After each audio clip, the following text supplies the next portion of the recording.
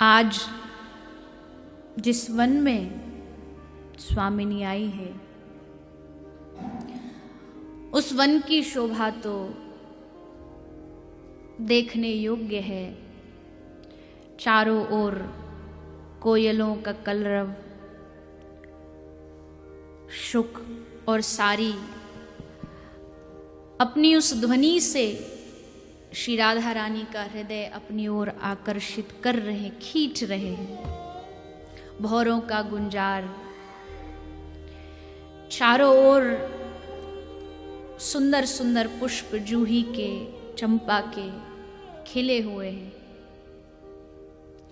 तभी ललिता ने कहा, हे स्वामिनी, चलो उधर देखो, एक बड़ी सुंदर नदी की धारा प्रवाहित हो रही है और इसका नाम यमुना है। आहा, श्री जी का हृदय एकदम आह्लादित हो उठा, दौड़ पड़ी यमुना की ओर। यमुना के किनारे पर जाके श्री जी बैठ गई और बड़े भोले स्वर से, भोले शब्दों से ललिता से पूछ रही है, मानो अनभिज्ञ है, कुछ नहीं जानती है। अरे ललिता, विशाखा, मैं बहुत कुंजों में गई पर ऐसा कुंज तो मैंने अभी तक न देखा। क्या नाम है इस कुंज का, इस वन का क्या नाम है? तो विशाखा बोली, लाडली, इस वन का नाम है वृंदावन। आहा, कितना प्यारा नाम है इस वन का। ये नाम लगता है कि कितनी बार सुना है, सुना सुना सा लगता है, अपना अपना सा लगता है। नाम सुनते ही श्री जी के नेत्रों से अश्रु बहने लगे। धन्य है ये वृंदावन, धन्य है ये यमुना महारानी। उस यमुना में सुंदर सुंदर कमल खिले हैं। श्री जी ने एक कमल तोड़ा, अपने हाथ में लेकर के उसको निहार रही थी। तभी ललिता के मुख से निकला, श्री जी, जैसा ये नील कमल का रंग है ना, ऐसा ही रंग है हमारे कृष्ण का। बस कृष्ण सुना, कृष्ण सुनते ही श्री जी को रोमांच होने लगा। कौन है ये कृष्ण? कितना प्यारा नाम है इसका। खुद स्वामिनी बैठी बैठी बोलने लगी, कृष्ण कृष्ण कृष्ण। क्या मैं इस नाम को जानती हूं? क्या मैंने पहले इस नाम को सुना है? कभी नहीं सुना, फिर भी ये नाम इतना प्यारा क्यों लग रहा है? ललिता इत्यादि सखियों ने देखा कि कभी रोने लग रही हैं, कभी हंसने लग जाती हैं, कभी हंसते हुए कृष्ण कह रही हैं, कभी रोते हुए कृष्ण कह रही हैं। ललिता इत्यादि को लगा कि अब ये प्रेम आनंद में डूब रही है, अब यहाँ रहना उचित नहीं है। श्री जी का हाथ पकड़ा, सखियों ने कहा, चलो अब महल चलते हैं। बड़ी भोली है सखी, जहाँ लेके जाती है वहीं चल देती है, सखियों की आज्ञा पर चलती है। सखी लाडली जी को लेकर के महल में वापस आ गई। आई ही थी कि वहां सामने चित्रा सखी खड़ी थी। चित्रा ने स्वामिनी को प्रणाम किया और बड़ी आनंद में भर के बोली, श्री जी, पता है मैंने आज एक चित्र बनाया, आप देखोगी उसे? बहुत प्यारा चित्र है।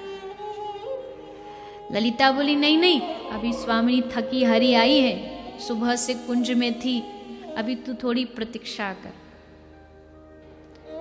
तो चित्रा थोड़ा रूठ गई ललिता से कि अच्छा, खुद तो दिन भर स्वामिनी से चिपकी रहती है, मैं थोड़ी देर आई तो मुझे भगा रही है। मैंने इतने प्रेम आनंद से ये चित्र बनाया, रूठ गई।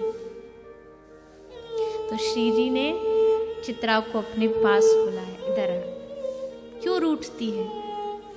ला मुझे दिखा ये चित्र, पर पहले इसकी कथा तो बता कि ये चित्र तूने बनाया क्यों, कैसे बनाया? तब चित्रा कहती है, स्वामिनी, आज जब मैं सुबह महल आई तो वृषभानु जी ने कहा कि चल चित्रे, नंदगांव से नंदराय का बुलावा आया है, वहां किसी का चित्र बनाना है। तो स्वामिनी में तुरंत बाबा की आज्ञा मान करके अपने हाथ में सब चित्रकारी की वस्तु लेकर के पहुंच गई नंद राय के महल में। और जहां मैंने उस व्यक्ति को देखा जिसका चित्र बनाने मुझे बुलाया गया था, हे स्वामिनी मैं क्या बताऊं, मेरी नेत्रों से अश्रुधारा रुक नहीं रही थी। मैं बस निहारती जा रही थी, बनाती जा रही थी, निहारती जा रही थी, बनाती जा रही थी। वही चित्र मैं आपको दिखाने के लिए आई हूँ। ललिता बोली बस बस ज्यादा कथा नहीं सुननी है, मैं जल्दी दिखा, स्वामिनी फिर आराम करेंगी। चित्रा ने वो चित्र लिया और लेकर के जैसे स्वामिनी के हाथ में दिया, उस मुखार बिंद को प्रथम बार श्री जी ने उस चित्र में देखा। देखते ही स्वामिनी मूर्छित होकर के गिर पड़ी। आहा, कौन है ये, इतना सौंदर्य जिसकी मुख आभा मुझे अपनी ओर खींच रही है। मैं स्वयं श्री जी नेत्रों से अश्रु भी गिरा रही हैं। मैं आर्य पुत्री होके अभी यमुना किनारे एक पुरुष के शब्द पर खींची जा रही थी, उसके नाम पर खींची जा रही थी, और अब देखो इस पुरुष के मुख पर खींची जा रही हूं। ये क्या हो गया है मुझे? तब ललिता ने कहा, अरे राधा, ये चित्र वाला व्यक्ति और जो यमुना पर जिसका नाम लिया जा रहा था, ये दोनों में कोई भेद नहीं है, एक ही दोनों हैं। तभी आप उसके नाम और इसके रूप पर आकर्षित हो रही हो। श्री जी आनंदित हो उठी। उस चित्र को श्री जी ने छोड़ा नहीं, उसको अपने हृदय से लगा लिया। इतना सुंदर रूप।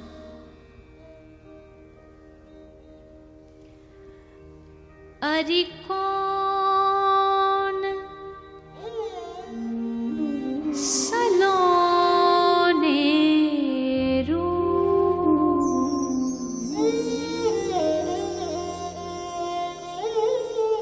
अरे कौन सलोने रूप, अरे कौन सलोने रूप,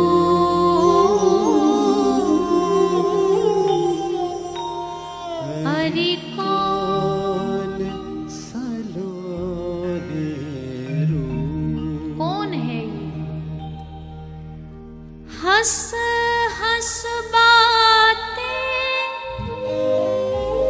कहत सखीरी, हंस हंस गाते रहत सखीरी, हंस हंस बातें कहत सखीरी, हंस हंस बातें कहत सखीरी।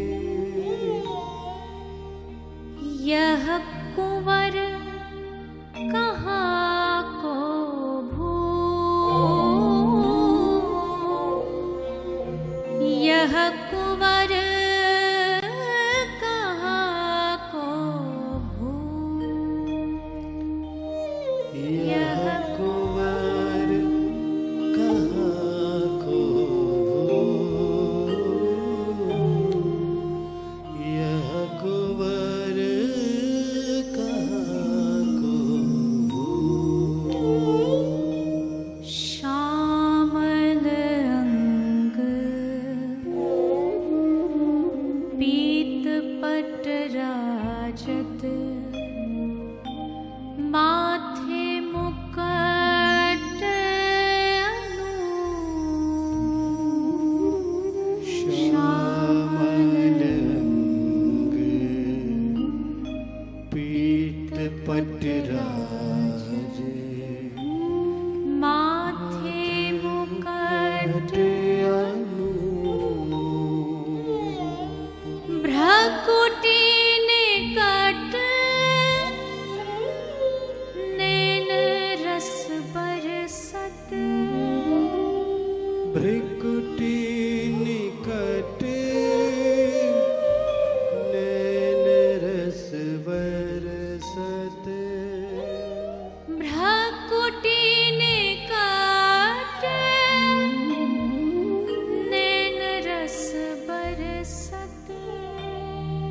भ्रकुटी निकट नैन रस बरसत वदन सुधा निधि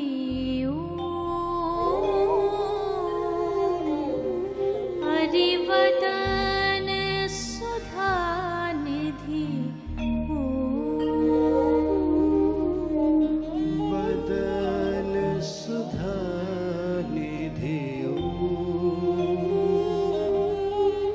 हरि वदन सुधा निधि हरि कौन सलोने रो हरि कौन सलोने रो हरि कौन सलोने रो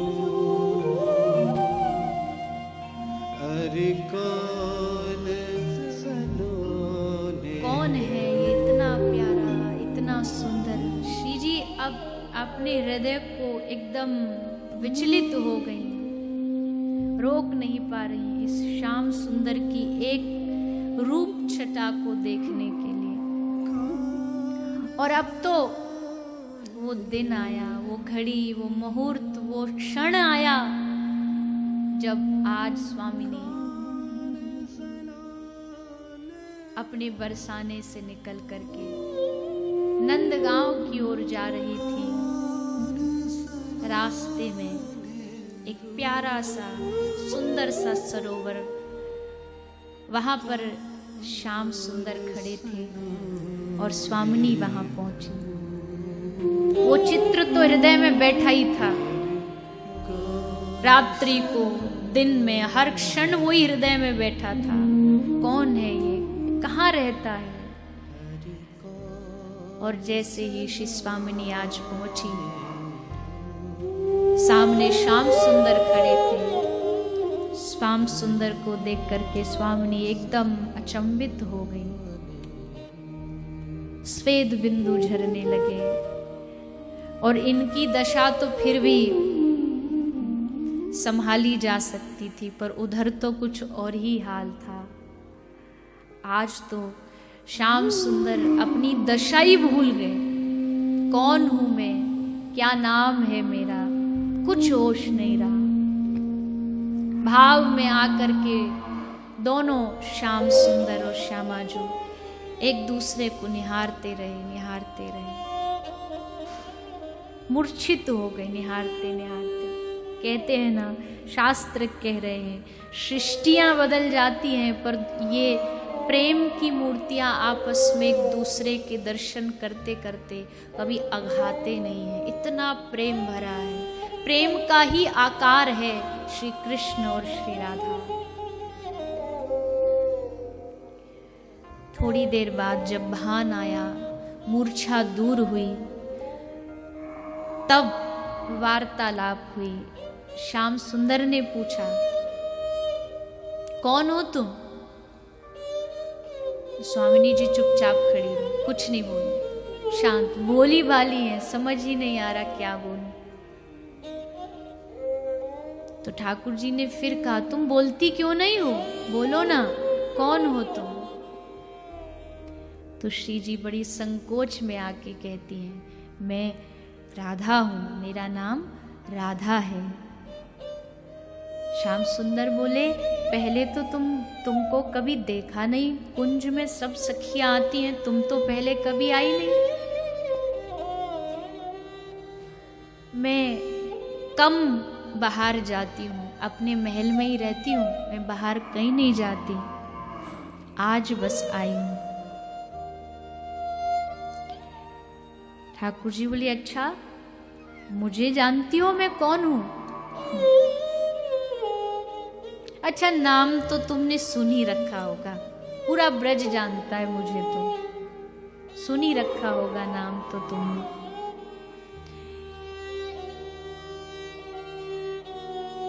क्या नाम है आपका? तब श्याम सुंदर ने कहा, मेरा नाम है कृष्ण।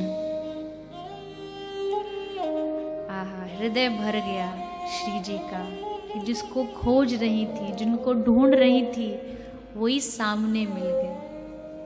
हृदय तो आनंदित हो गया, पर बाहर से कह रही हैं। श्याम सुंदर ने कहा, नाम तो सुनी रखा होगा। श्री जी बोली, नहीं, पहली बार सुना है। उस समय श्याम सुंदर का मुख देखने योग्य था। श्याम सुंदर ने कहा, तूने हमारा नाम ही नहीं सुना, ब्रज में रहती और हमको नहीं जानती, कृष्ण को कौन नहीं जानता।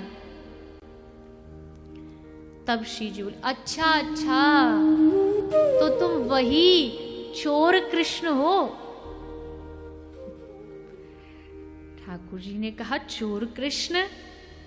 अरे तेरा क्या चुरा लिया हमने जो तू हमें चोर कहती है? असली चोर तो आप हो। श्री जी ने कहा, हम तो कभी चोरी करना जानती नहीं, फिर आप हमको चोर कैसे सिद्ध कर रहे हो? तो लाल जी ने कहा, हे स्वामिनी, इससे बड़ी चोरी क्या होगी कि आपने हमारा हृदय ही चुरा लिया, हमारा चित्त ही चुरा लिया, तो हमसे बड़ी चोर तो आप हो। दोनों प्रिया प्रीतम परस्पर आपस में वार्ता कर ही रहे थे, तभी सखा मंडली की गोपियों की आवाज आई। दोनों विचलित हुए। सखियों ने कहा, चल राधा, सांझ हो गई, जल्दी घर चल। श्री जी का हाथ पकड़ा। उधर से ग्वाल वालों ने श्याम सुंदर का हाथ पकड़ा, उनको नंदगांव ले गए। श्री जी बरसाना आ गई। और आज जो दोनों की दशा है, आज तो मिलन हो गया, पर अब इसके बाद 2 दिनों तक कोई मिलन ना हुआ। दोनों व्याकुल है हृदय। प्रेम हमेशा मिलन की उत्कंठा तो रखता है, लेकिन विरह उस प्रेम की और उस प्रेम को बढ़ाता